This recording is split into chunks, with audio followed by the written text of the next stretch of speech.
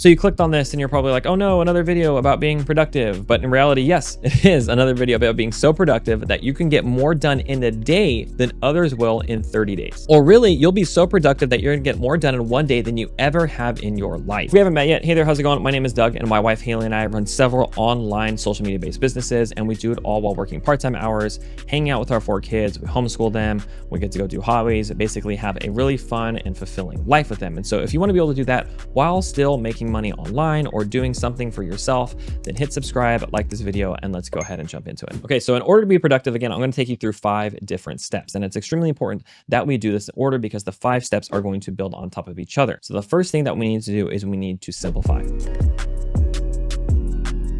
So the first thing we have to do is we have to prepare ourselves to actually get this much work done. And so no, we can't literally squeeze 30 days of work into 24 hours if you're working like the same 8-hour days that everybody else might be, right? This isn't the hyperbolic time chamber. What we can do is we can get 30 days of results within 24 hours of work. And I'm not talking about working 24 hours straight either. I'm talking about being effective and simplifying your strategies. A simple workflow is something that's best, right? We don't want to have to try to do 100 tasks to make $100. We want to do 1 task to make $100. It's like that time that Kevin from The Office said that. He said something like, "Why waste time? Say lot word when few word do trick." What he was doing, although like ineffectively, he was using Pareto's principle. You know, the overall concept of the Pareto principle is that 80% of the results that you have come from only 20% of the actions that you take. So the idea is that you just focus on those 20 actions rather than trying to fill your time and your schedule with the other 80%. In order for me to be able to run my business for 30 days within just 24 hours, I would have like an extreme amount of tasks that I had to do if I tried to do everything, right? So I'd have to do social media, I'd have to do marketing, I'd have to do customer service, emails, coaching, accounting, employee development, trainings. There's so many things that I'd have to work on across so many different tasks, but only a few of those tasks actually drive the most results. So if I'm trying to get the most sales, if I'm trying to make the most money, if I'm trying to get the most end points of whatever it is that I'm working on, I should focus on only the tasks that have the highest correlation to those things. So for instance, what gets me the most sales? Posting on social media. Does that mean I should spend most of my time fixing fonts on my website? No, not at all. I should be focusing on filming or scripting and posting all this content. But do I just quit all this other stuff? No, but that's going to come a little bit later. Make a list of all of the things that you do and then circle the ones that are most effective in getting the results that you need in order to be most productive. Because again, we want 30 days of results in just 24 hours. So what are the results that we should be focusing on? So now that you have simplified your workflow, you've picked the things that you should be focusing on the most. What we're going to do now is we're going to put ourselves in like a literal position to get those things done. By position, I mean like your physical space. So my mother-in-law, and I swear this is going somewhere relevant, my mother-in-law loves to sew. Okay, she loves to sew or quilt or cross stitch or all of those things that she does. She brings the kids things that are crazy. She brings like serapes and, you know, she brings all kinds of blankets and quilts for the kids, and she makes all of this stuff. And when she makes them, apparently she makes them in like one sitting. Okay, she's a savage, and she does all this in what she calls her hovel, or really it's Haley's dad calls it a hovel. And I know hovel has kind of like a negative connotation to it a little bit for being like a rundown shack or a place where people with a lot of money don't have, but it is what they call her hovel. And basically because there's nothing in it except what she needs to be able to sew or quilt or do whatever she's doing for hours on end uninterrupted. She is extremely effective at doing these things in like 1/10 of the time it takes everyone else's grandma to do it. She has her sewing table, she has her chair, she has her equipment, and she has her phone for court TV so that she can listen to it. And that is all she has. There is not a ton of other stuff that's there to distract her. You have to create an environment that is free of distractions and only has the bare minimum required in it for you to accomplish whatever simplified task that you're working on that we picked in that first step. The last thing you need is something really distracting in your environment to be able to break you away from entering a flow state, which again, foreshadowing that's coming up. So you have to physically separate yourself from any kind of other distractions. For me, that means like going into an office, and that means being able to have a desk area that is specifically my own. If you find that you are constantly having to like get up and sit down and readjust yourself, then you need to get a really comfortable chair, or maybe you need to get a sitting and standing desk.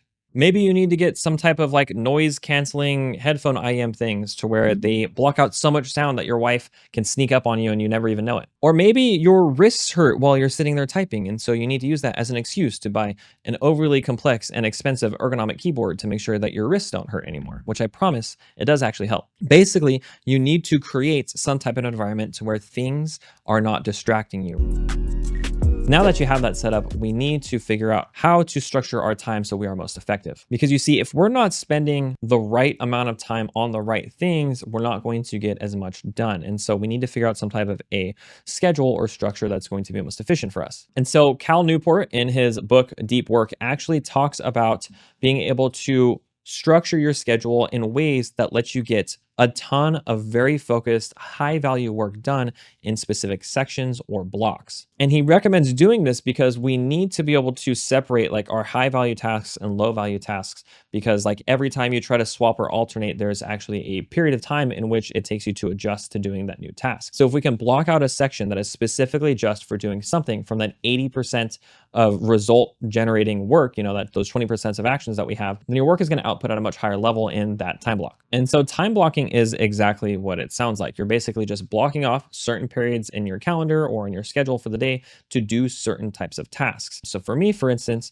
my first morning block that I have within my schedule is to do things like get up, to be able to get coffee, you know, wash my face, shower, do whatever I need to do, and then basically check emails and check in on our students. And so that is like low value, meaning not that like it's not good to do, like you should still absolutely be doing those things, but it's low value as in it's not going through and producing those crazy results that we want. But they are still tasks that we need to get done. So that would be like a 1 hour block. The next 2 or 2.5 to 3 hour block though is going to be something that is a high value type of work. It is work that is greatly generating a ton of output. So in our instance, a ton of sales, which really means trying to do social media for the next 2 to 3 hours. So that could be filming, scripting, it could be researching, it could be posting. Something to that effect is what I'm going to do over the next 2 hours or so. And by blocking our schedule like this, we're able to make the most effective use out of our time with the tasks that we have from the Pareto principle in our specific area in like our productivity space. So you can see how, like I said, all these things are starting to stack on top of each other. And so what I want you to do here in this third step is I want you to really analyze your tasks and try to separate them into like high value and low value. And you might have already done a little bit of that when you were doing the first step. But what I want you to do now as a further kind of like layer to this is I want you to be able to actually figure out what types of tasks can I batch together, which means what can I do a lot of all at the same time so that way I can really start to hone in on this work. Okay, so for me, for instance, when it comes to social media, I want to be able to batch as much social media work as I can. So I separate the different subtasks of social media. There's scripting, there's research, there's filming, there's editing, posting. I would kind of categorize those things there. And so some of those tasks are obviously more high value to me in my time, which are things like researching, scripting, and filming. And so out of those three, I can actually batch that work rather than doing like one piece of research, one script, and one film, then one piece of research, then one script, and one film. I do all of the research at once for 3 videos. I'll do all of the scripting at once for 3 videos. I'll do all the filming at once for 3 videos. That way, my time is extremely efficient because I don't have to constantly set up and break down equipment. I don't have to move spaces. I don't have to like shift my mind into doing different types of activities, and it's still all within a high value time block. And what this does is this allows you to enter a flow state. Have you ever had work to do, but you were just so focused and you were so in the zone that you were crushing it, and it's been 1 or 2 or 3 hours, you look up at the clock and just all of that time has gone by and you didn't really realize it, but you feel so good and so accomplished, and you have this crazy like dopamine rush that you got all this done and you're like, yes, I can't believe like that was such a good time, me going through and doing that work that was challenging, but not overly challenging. Like it was perfect. I was in this almost state of flow. And so like that is what flow state is that you have the perfect scenario, the perfect type of work, the perfect situation for you to output the best type of work that you can. So everything that I've talked about in steps 1, 2, and 3 are starting to prepare you to create and be able to leverage what is called the flow state. Now, flow state was written by this guy named Mihaly, insert name on screen because I cannot say it. And it's basically that there's this idea that if all of the conditions are right, you can actually meet a specific level of work. And like there's this graph, and I'll have this graph and I'll put it on the screen. And basically, if you can enter this type of work, you're going to be the most effective and get more done in that time period than you can in like whatever else other time period that you can, right? So hence the trying to get 30 days of results within 24 hours. If you can enter a flow state at will, then you'll be able to be way more effective with your time and your output. I personally first ran into this when I used to work on my cars a lot, right? I used to work on my Nissan 240SX. I used to do drifting and like all this fun stuff. And I love modifying my car. I love working on it. I hate fixing it. There's a difference between fixing it and working on it and modifying it. But anyways, when I would come across a challenge, for me specifically, one of the things was like being able to swap out my clutch in the transmission of my car. It was extremely challenging, but it was fun. It wasn't too challenging. It was just enough to be able to like stretch my limits and my abilities as a wannabe mechanic race car driver person, right? Like I had all the right equipment. I was in the right area. I had the time blocked off. I had the goal of being like, I'm going to install this new type of clutch that I want to be able to put into my car. And so I got to work, got everything done. I put it all together. The car worked. I fist pumped myself. I was so pumped. I was excited. And like 4 hours had gone by. Haley texted me like 17 times. She called me being like, where are you? What are you doing? This is back when I was like, working till 3 in the morning on my car. And I didn't realize that all of this time had gone by, but that's because all of the scenarios that are required for a flow state had happened to occur without me willingly knowing it. Now I'm going to absolutely butcher this summarization of like how to be able to get into a flow state, but let me just talk to you about how it worked for me, and you can go check out the book, obviously. But really what you need are just a couple of things. All right. The first thing that you need is you need to have a clear goal of what it is that you're going to do.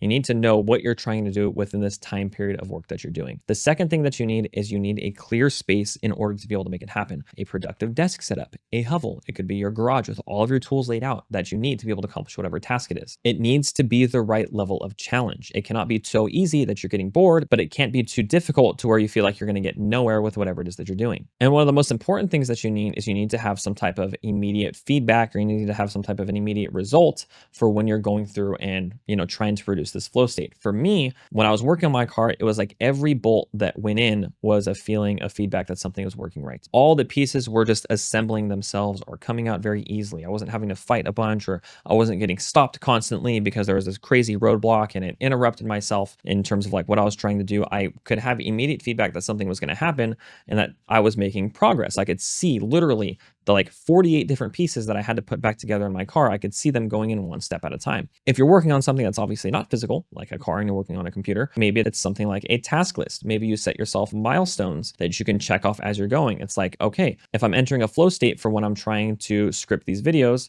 it's like, okay, I need like my intro, I need my hook, I need my main content points, I need an outro. And so I check each one of those off, and then I can check off one video, and then I check each one of those off and I check off another video. The immediate feedback that you are making progress is extremely important to be able to enter a flow state. So if you're able to kind of set and control these conditions, which I've tried to help you do through the first couple of steps of this video, then you'll be able to enter a flow state more consistently, which is going to allow you to be able to be more in control of the work that you get done.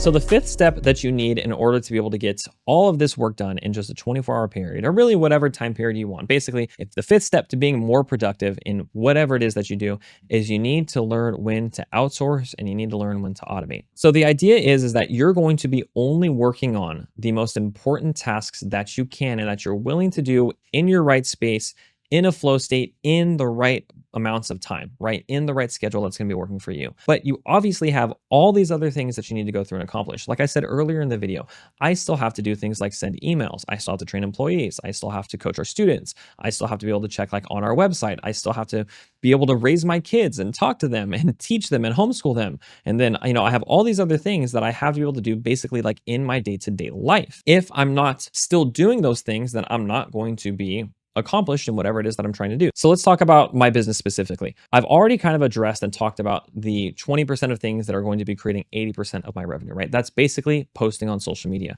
But I have all these other things that I need to do. I still need to send emails. I still need to be able to look at the website. I still need to coach our students. I still need to do customer service. I still need to train our employees. There's still a lot of other work that needs to be done. But I have to ask myself, which of those things do I actually personally need to do? Or which of those things can I outsource? And which of those things can I automate? So for instance, when it comes to outsourcing, like editing is one of the most time-consuming, difficult tasks that you can do.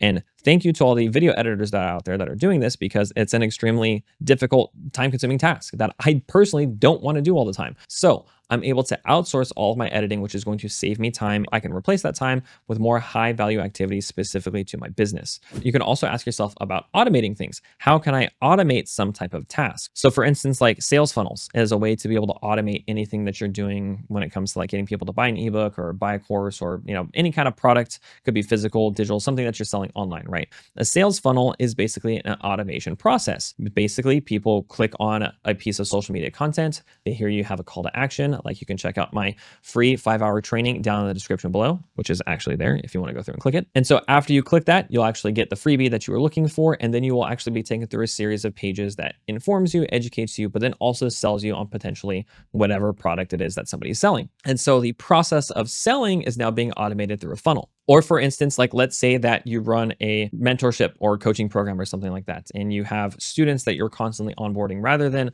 onboarding them yourself by like setting up a call and talking to them and then trying to get them to ask them what their schedule is for when they can take calls or what the best form of communication is. You can automate a lot of that stuff through a onboarding system, which is sent through emails and forms that they fill out. And maybe you have an assistant that you outsource to for them to connect with for the first 5 minutes or something like that. Like there's ways for you to still get all of the work done. In step one, I say only work on the 20% that produces 80% of the results. I don't mean just leave everything off to die. What I mean is that you're going to need to do something else with that other 80% of tasks, which is you outsource it or you automate it. So now that you have those 5 steps, now that you've done those 5 things, what I want you to do is actually record how long you work and what you're working on and what kind of results you can produce. And then I want you to do that for a couple of days and then come back and review and say, okay, was this more effective than what I've done previously? What are the things that I need to change? You basically need to put yourself into a type of feedback loop. Do the work, look at the results that you're getting and that you're outputting, see how those are doing, readjust your system, and then do the work and go through and do that over and over and over again. And I promise you, if you're able to do that, you will eventually be able to get an entire month's worth of work